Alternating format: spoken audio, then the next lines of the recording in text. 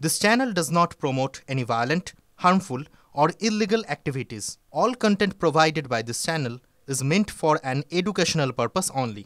Top quality और consistent performance के लिए सिर्फ सिल्वर पंप नाम याद रखना। কালনার আরো একটা খবর, অবৈধভাবে পুকুর ভরাটের অভিযোগ প্রকাশ্যে কালনা পুরসভার তৃণমূলের গোষ্ঠীদ্বন্দ্ব। পুরো চেয়ারম্যানের আত্মীয়র বিরুদ্ধে পুকুর ভরাটের অভিযোগ কে করছেন 1 নম্বর ওয়ার্ডের কাউন্সিলর সুনীল চৌধুরী। এ বিষয়ে পুরসভা এবং পুরপ্রধানকে জানিয়েও কোনো পদক্ষেপ তারা করেননি, এমনটাই অভিযোগ। মুখ্যমন্ত্রী দপ্তরে লিখিত অভিযোগ তৃণমূল কাউন্সিলরের। অভিযোগ অস্বীকার করেছেন অভিযুক্ত অরূপ সাহা।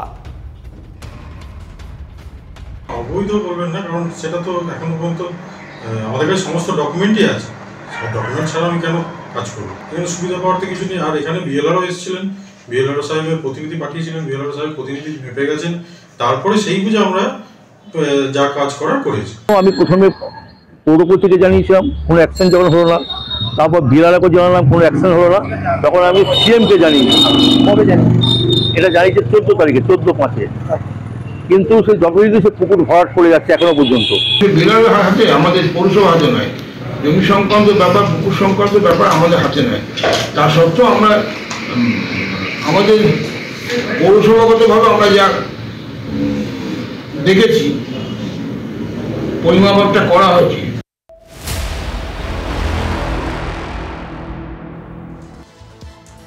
আরো একটা বড় খবর, তাৎপর্যপূর্ণ খবর। দেখুন, এসএসসি ইতিমধ্যে বিজ্ঞপ্তি দিয়ে দিয়েছে, হাতে আর মাত্র 3টে মাস বাকি আছে। হয় পরীক্ষাটা দাও, নয়তো বেকারত্বের চোরা স্রোতে হারিয়ে যাও। যা জানা যাচ্ছে তাতে লিখিত পরীক্ষার সম্ভাব্য সময় সেপ্টেম্বরের প্রথম সপ্তাহ। টাইমলাইনটা দেখুন, লিখিত পরীক্ষার ফল প্রকাশ কবে? অক্টোবরের 4র্থ সপ্তাহ। ইন্টারভিউ সম্ভাব্য সময় নভেম্বরের প্রথম সপ্তাহ থেকে 3য় সপ্তাহের মধ্যেই। আর শেষ ধাপ মানে প্যানেল প্রকাশিত হবে 24শে নভেম্বর। এরপর বাকি থাকবে কাউন্সিলিং আর নিয়োগের প্রস্তাব সংক্রান্ত বিভিন্ন ঘোষণা আর কি। দেখুন, বছর প্রায় শেষ হয়ে যাবে, আর ততক্ষণে বিধানসভা ভোটের এন্ট্রি হয়ে যাবে। সব কি সুন্দর একটা টাইমলাইন মেনে চলছে, তাই না? প্রত্যাশা মতোই এসএসসি পরীক্ষার বিজ্ঞপ্তি প্রকাশ করলো, কিন্তু বিতর্ক সেটা কি থামলো? মঙ্গলবারই নবান্ন থেকে মুখ্যমন্ত্রী ঘোষণা করেছিলেন চাকরিহারা শিক্ষকদের বাড়তি সুবিধা দেওয়া হবে। আমরা আরেকটা অ্যাডভান্টেজ দেবো, সেটা ডিটেলস এখনো তৈরি হয়নি। যারা কাজ করেছেন এতদিন তাদের একটা এক্সপিরিয়েন্স অ্যাডভান্টেজও আমরা দেব। নয়া বিধি অনুসারে জোর দেওয়া হয়েছে শিক্ষকতার পূর্ব অভিজ্ঞতা এবং ক্লাস নেওয়ার দক্ষতার ওপর। লিখিত পরীক্ষা নেওয়া হবে 60 নম্বরের, শিক্ষাগত যোগ্যতার ওপরে থাকবে সর্বোচ্চ 10 নম্বর, ইন্টারভিউয়ের ক্ষেত্রে নম্বর থাকবে সর্বোচ্চ 10, শিক্ষকতার অভিজ্ঞতার ওপর দেওয়া হচ্ছে সর্বোচ্চ 10 নম্বর, লেকচার ডেমনস্ট্রেশনের জন্য সর্বোচ্চ 10 নম্বর রাখা হচ্ছে। অর্থাৎ শিক্ষকতার অভিজ্ঞতা এবং লেকচার ডেমনস্ট্রেশন দুটোই নতুন সংযোজিত হয়েছে। এই দুটো মিলিয়ে সর্বোচ্চ মোট 20 নম্বর রাখা হয়েছে। এর ফলে শুরুতেই নতুন পরীক্ষার্থীরা পিছিয়ে যাবেন। যদিও চাকরিহারা শিক্ষকরা তখনই বাড়তি সুবিধা পাবেন যদি তারা লিখিত পরীক্ষায় কাট অফ মার্কস পান। ঠিক এখানেই তাদের আপত্তি। চাকরিহারাদের বক্তব্য, স্কুলে শিক্ষকতা করে কিভাবে 3 মাসের মধ্যে প্রতিযোগিতামূলক পরীক্ষার প্রস্তুতি নেওয়া সম্ভব? আমরা আমাদের ছেলে মেয়ের ভবিষ্যৎ গড়বো না, আমরা আমাদের ক্যারিয়ার নিয়েই পড়ে থাকবো। এই 7টা বছর পর আবার আমাদের ক্যারিয়ারের প্রশ্ন তুলতে হচ্ছে। আমি যদি পাশই না করি, সেই এক্সপিরিয়েন্স নাম্বার নিয়ে আমি কি করব? আমরা পরীক্ষাতে নেই। উনি বলেছিলেন যে আমরা তোমাদের চাকরিতে যেতে দেব না, জোর গলায় বলেছিলেন। এখন বলছেন যে এক্সামটা 1 নম্বরে, রিভিউটা 2 নম্বরে। আগে আপনি রিভিউ কিউরেটিভে যান, তারপরে এক্সামে আসুন। সমস্ত ছেলেমেয়েরা শুধুমাত্র এসএসসির জন্য প্রস্তুতি নিয়েছে, তারা অনেকটা প্রিপারেশন এগিয়ে।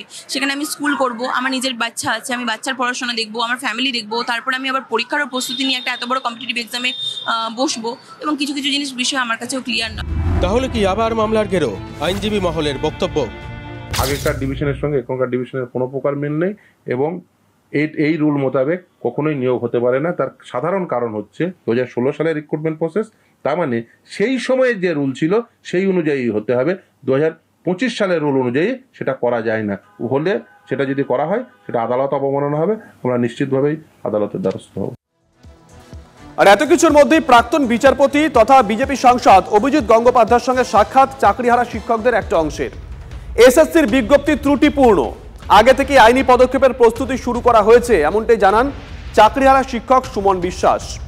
এ নিয়ে অভিজিৎ গঙ্গোপাধ্যায়ের সঙ্গে কথা হয়েছে, এমনটা দাবি করেছেন তিনি।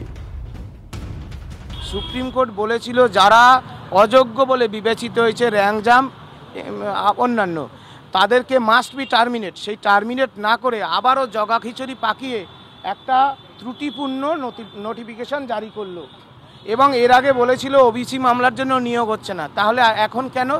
এই যে আবারও কোর্ট কেসের মাধ্যমে আমাদের জীবনটাকে নিয়ে যে ছিনিমিনি খেলছে রাজ্য সরকার, আমরা সেজন্যই স্যারের কাছে এলাম। কিছু নিশ্চয়ই তিনি যদি আমাদের সন্তানের মতো আমাদের যদি কিছু পরামর্শ দেন, আমরা সেটা মেনে চলবো এবং কিভাবে এই আমরা আগামী দিনে পথ চলবো তার অভিভাবক হিসেবে তার কাছে এসেছি।